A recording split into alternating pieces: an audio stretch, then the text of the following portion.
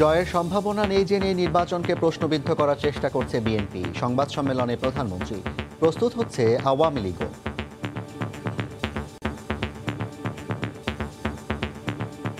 জনগণের আস্থা বিশ্বাস অর্জন করে জনগণের ভোটেই আবার ক্ষমতা ফিরে আসতে চাই। একজন এতিমের অর্থ আত্মসাৎ করে সাজাপ্রাপ্ত আসামি, আর একজন ঠিক 21 আগস্ট গ্রেনেড হামলা, 10টা অস্ত্র মামলা সহ অগ্নিসন্ত্রাসের নানা ধরনের কর্মকাণ্ডের ফলে দেশান্তরী, তাদেরকেই নেতৃত্বে রেখেছে। তাহলে জনগণ কোন ভরসায় ওই দলকে ভোট দেবে? রাষ্ট্রপতির নির্দেশনায় সার্চ কমিটির মাধ্যমেই গঠন হবে নতুন নির্বাচন কমিশন। এবার অন্যান্য শীর্ষ সংবাদ। চলতি মাসেই খুলে দেওয়া হবে দেশের সব পাবলিক বিশ্ববিদ্যালয়, জানালেন শিক্ষামন্ত্রী। আবাস উপযোগী করা হচ্ছে হল। ঢাকা বিশ্ববিদ্যালয়ে চলছে টিকাদান। সিঙ্গাপুরের চাঙ্গি এয়ারপোর্টের আদলে হচ্ছে শাহজালাল বিমানবন্দরের তৃতীয় টার্মিনাল। একসঙ্গে পার্কিং করা যাবে 37 উড়োজাহাজ। যাত্রী পরিবহন সক্ষমতা 2 কোটি। ক্লিন ফিডে আসা বিদেশি 24টি চ্যানেল না চালালে ভঙ্গ হবে কেবল অপারেটরদের লাইসেন্সের শর্ত, জানালেন তথ্যমন্ত্রী। বিভ্রান্তি নিরসনে সরকারের হস্তক্ষেপ চায় অ্যাটকো। এবং মাদক মামলায় পরিমণিকে অভিযুক্ত করে সিআইডির চার্জশিট প্রমাণ হলে হতে পারে সর্বোচ্চ 5 বছরের কারাদণ্ড। 10 অক্টোবর শুনানি।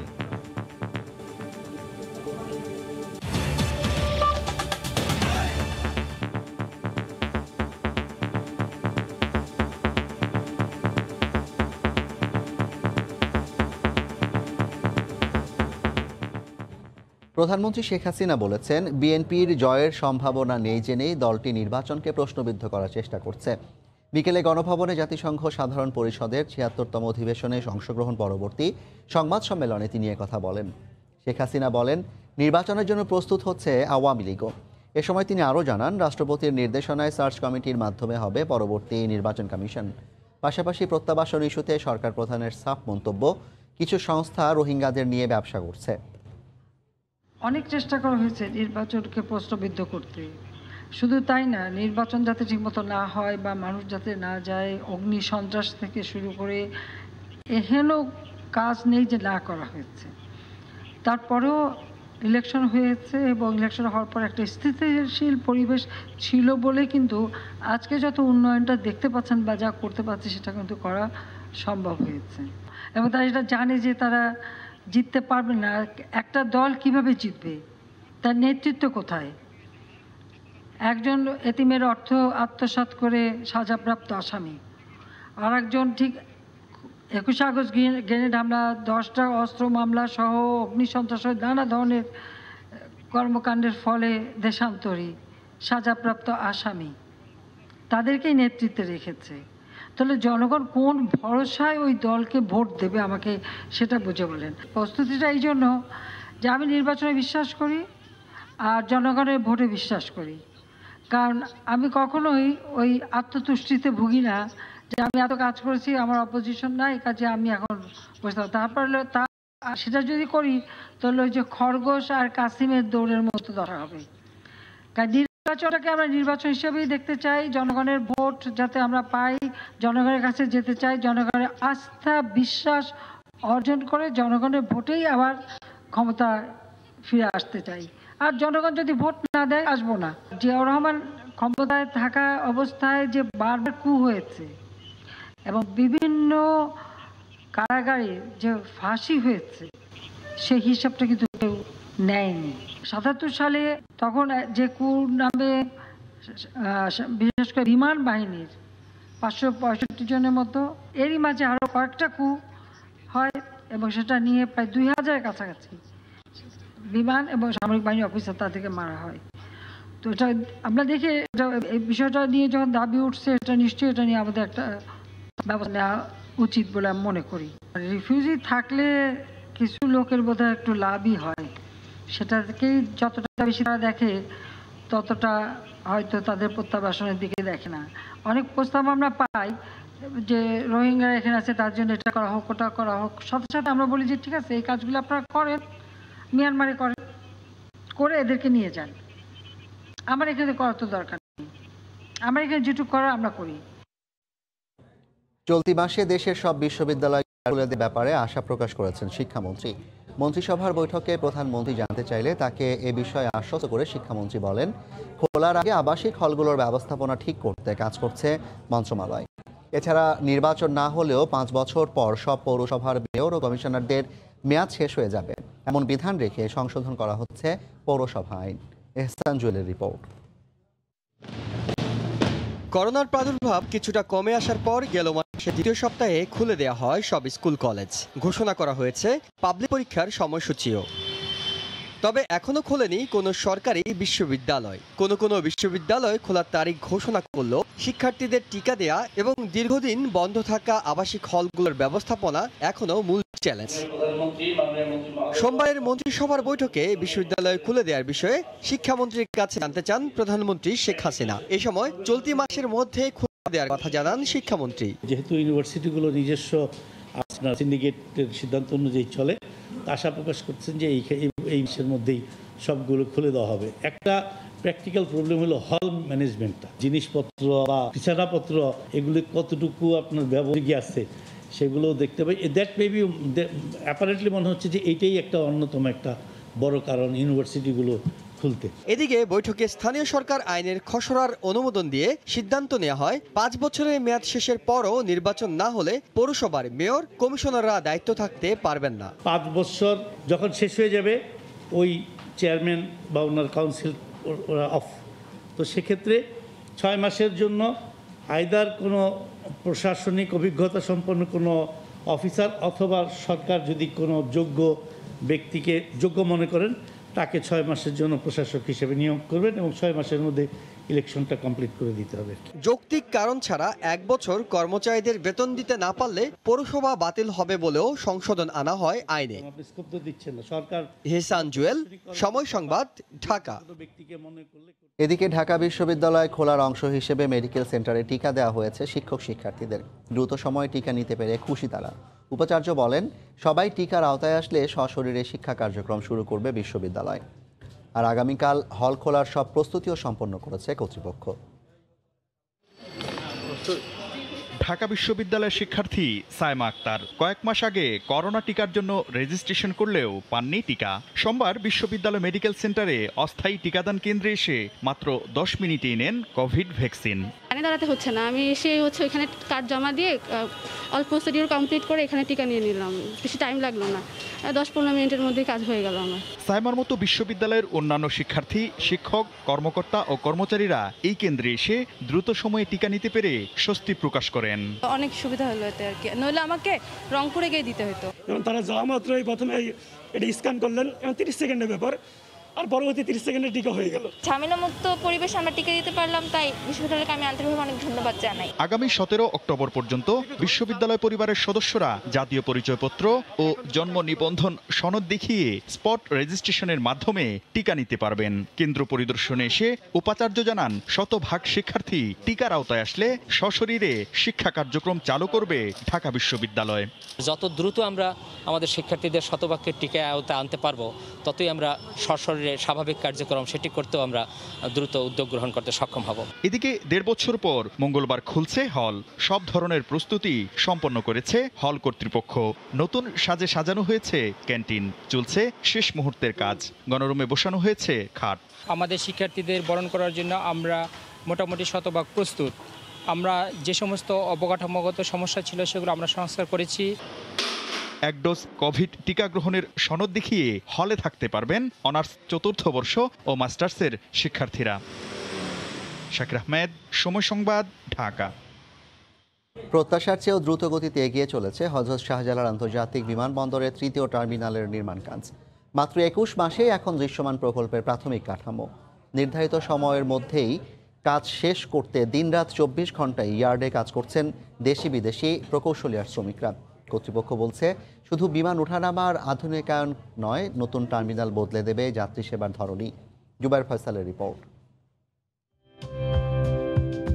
দেখে মনে হতে পারে বিশ্ববিখ্যাত চাঙ্গি আন্তর্জাতিক বিমানবন্দরের ভার্চুয়াল প্রদর্শনী এটি। নিশ্চয়ই আপনার কল্পনায় ভাসছে ঝা চকচকে terminal, superfast check in, immigration counter কিংবা বোর্ডিং ব্রিজ। আবার বিমানবন্দরে নেমেই হাতের নাগালে পাতাল রেল কিংবা এলিভেটেড এক্সপ্রেসওয়ে। এক মুহূর্তেই পৌঁছে যাবেন শহরের আরেক প্রান্তে। এসবই উত্তরাধুনিক বিশ্বের বহু বিমানবন্দরে দেখেছেন দেশের মানুষ।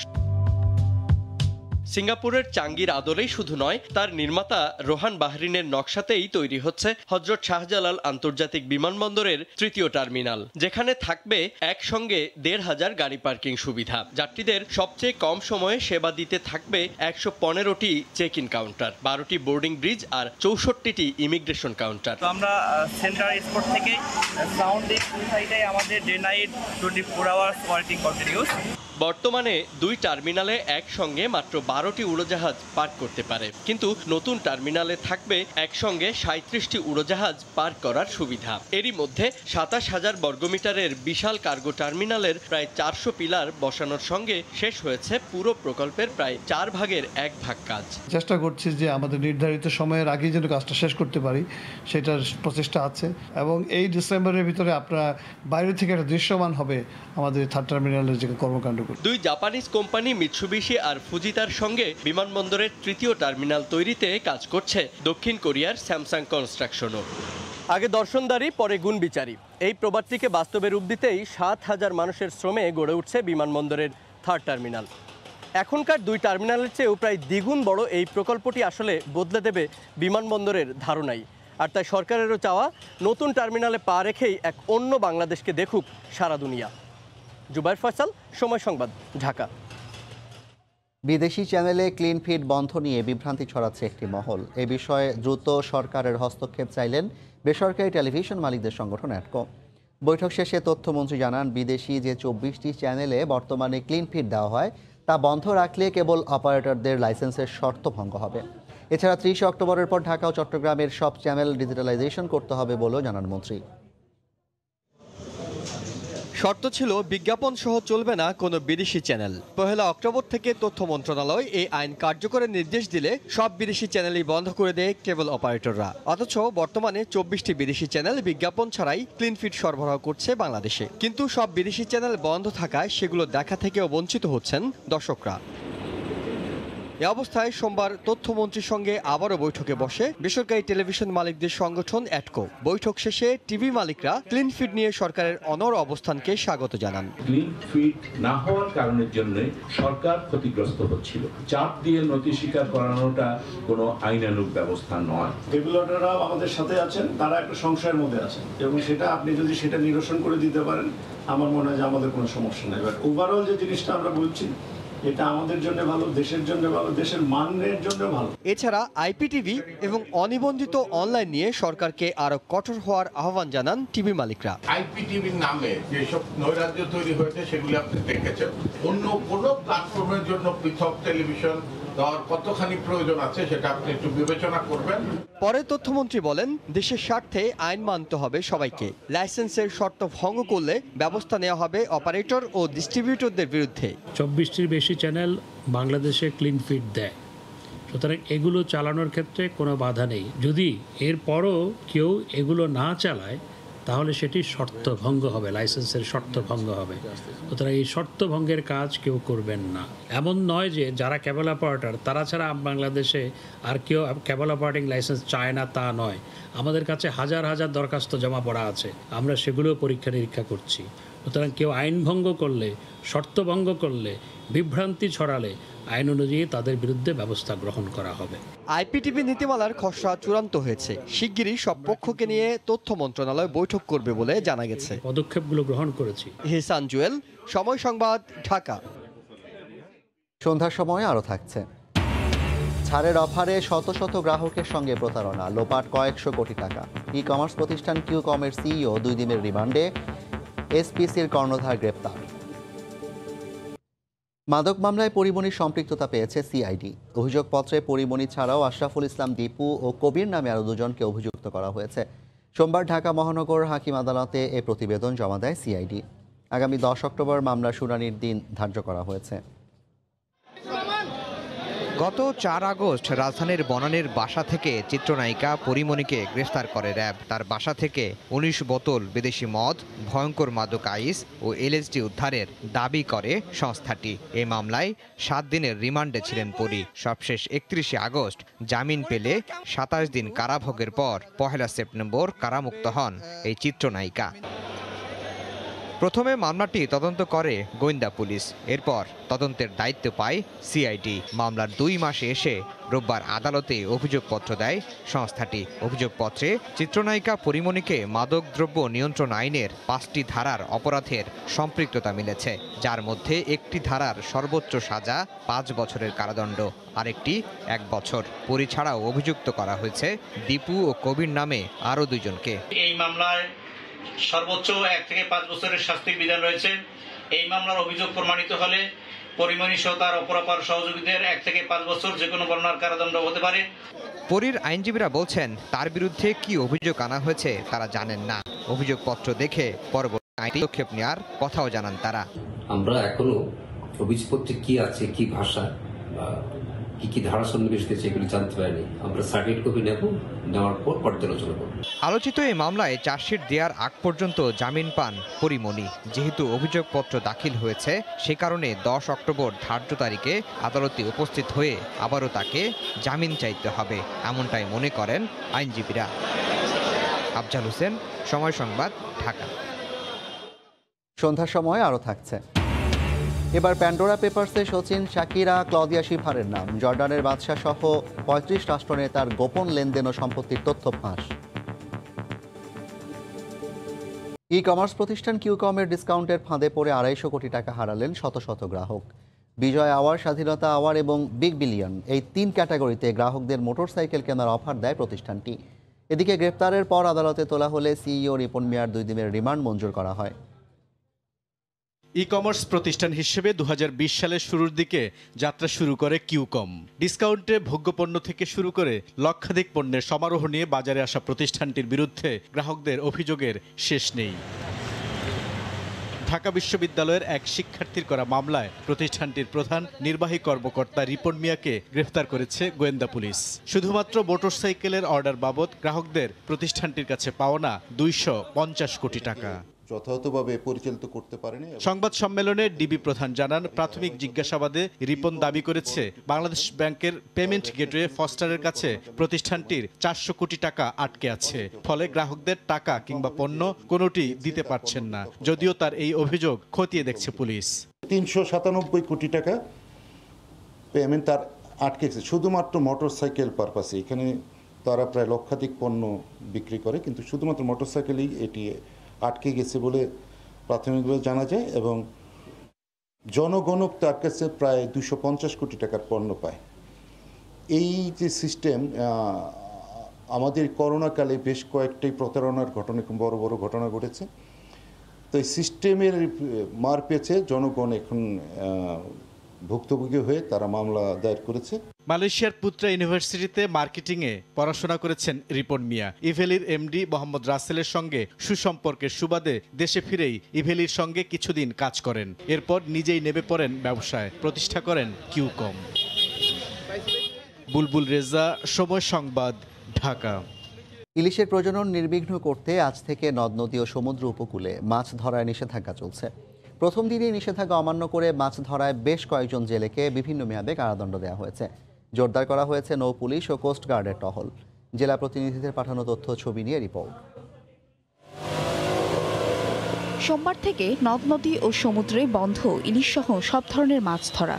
ইলিশ ধরা বন্ধে নদীতে সার্বক্ষণিক টহল দিচ্ছে কোস্ট গার্ড ও নৌ পুলিশের একাধিক স্পিডবোট। এরপরও নিষেধাজ্ঞা অমান্য করে মাছ ধরতে নামে বরগুনার তালতলির জেলেরা। এ সময় 14 জনকে আটক করে বিভিন্ন মেয়াদে কারাদণ্ড দেন ভ্রাম্যমাণ আদালত। জব্দ করা হয় 3টি ট্রলার ও 50 কেজি মা ইলিশ সহ বিপুল পরিমাণ জাল।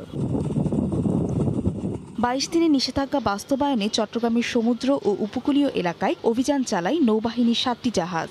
এ সময় বিপুল পরিমাণ কারেন্ট জাল জব্দ করা হয়।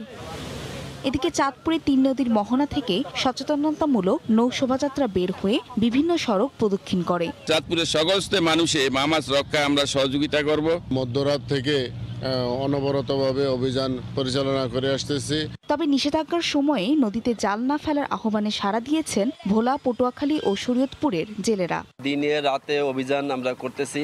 আমরা নদীতে যেমনি থাকবো তেমনি আমরা ল্যান্ডেও আমরা চেকপোস্ট বসাইছি। লঞ্চ যেখান থেকে মাছ নেয় সেখানেও আমরা চেকপোস্ট বসাইছি। জেলেরা অবৈধভাবে মাছ শিকার করতে না পারে এই জন্য নৌ পুলিশ এবং জেলা মৎস্য অধিদপ্তর এবং অন্যান্য বাহিনীর কর্তৃক সমন্বয়ে আমরা নিয়মিত অভিযান অব্যাহত রাখব। ইলিশ সম্পদ রক্ষায় 4 অক্টোবর থেকে 25 অক্টোবর পর্যন্ত 22 দিন 38টি জেলায় এই অভিযান চলবে।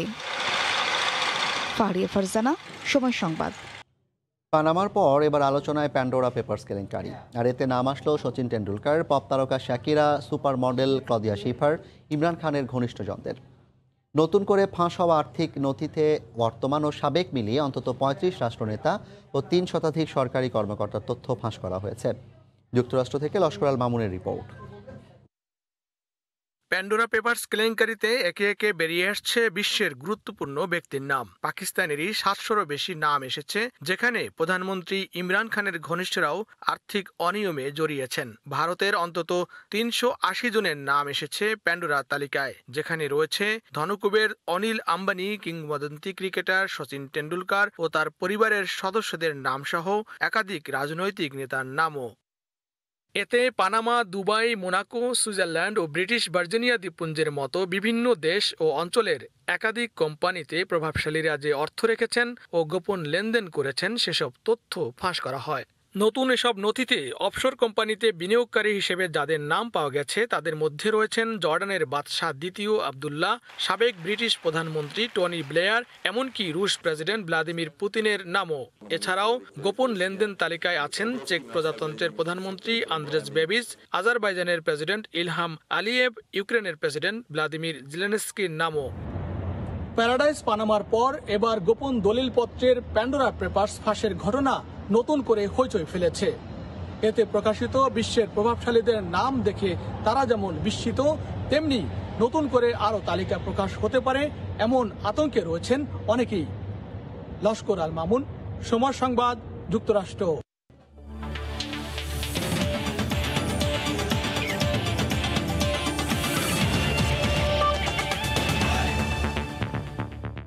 আবারও সাফ চ্যাম্পিয়নশিপের খবর। হাই ভোল্টেজ ম্যাচে ভারতের সঙ্গে ড্র করেছে বাংলাদেশ।